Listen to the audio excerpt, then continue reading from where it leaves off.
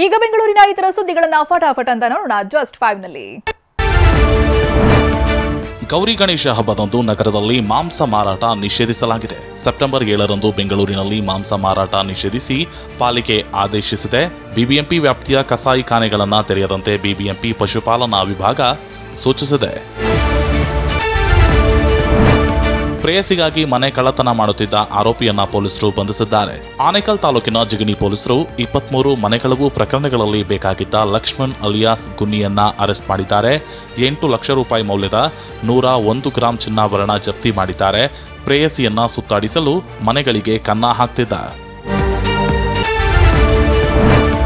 ಮರಗಳ ಉಳಿವಿಗೆ ಇಂದಿರಾನಗರ ನಿವಾಸಿಗಳು ಅಪ್ಪಿಕೋ ಚಳುವಳಿ ಶುರು ಮಾಡಿದ್ದಾರೆ.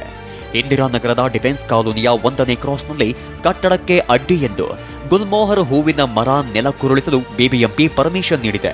ಅಧಿಕಾರಿಗಳ ವಿರುದ್ಧ ಸ್ಥಳೀಯರು ಆಕ್ರೋಶ ಹೊರಹಾಕ್ತಿದ್ದಂತೆ ಮರ ಕಡಿಯದಂತೆ ಆದೇಶ ವಾಪಸ್ ಪಡೆಯಲಾಗಿದೆ. ಅನ್ನಭಾಗ್ಯ ಅಕ್ಕಿ ವಿತರಣೆ ಸಂಬಂಧ ಸಂಪುಟ ಸಭೆಯಲ್ಲಿ ಚರ್ಚೆ ನಡೆದಿದೆ. ಈಗಾಗಲೇ ಬಿಪಿಎಲ್ ಕಾರ್ಡ್ದಾರರಿಗೆ ಅನ್ನಭಾಗ್ಯ ಯೋಜನೆಯಲ್ಲಿ 10 ಕೆಜಿ ಅಕ್ಕಿ ಬದಲು 5 ಕೆಜಿ ಅಕ್ಕಿ ಮತ್ತು 5 ಕೆಜಿ ಅಕ್ಕಿ ಬದಲು 174 ರೂಪಾಯಿ ಹಣ ಜಮೆ ಆಗ್ತಿದೆ. ಇದೀಗ ಅದನ್ನೇ ಮುಂದುವರೆಸಲು ಸಂಪುಟದಲ್ಲಿ ನಿರ್ಧರಿಸಲಾಗಿದೆ. ರಾಜ್ಯಕ್ಕೆ ಹೆಚ್ಚುವರಿ ಅಕ್ಕಿ ನೀಡಲು ಕೇಂದ್ರ ಸರ್ಕಾರ ಸಿದ್ಧವಿದ್ದರೂ ಸಂಪೂರ್ಣ ಅಕ್ಕಿ ಬದಲು ಹಣವನ್ನೇ ನೀಡುವುದಕ್ಕೆ ರಾಜ್ಯ ಸರ್ಕಾರ ತೀರ್ಮಾನಿಸಿದೆ.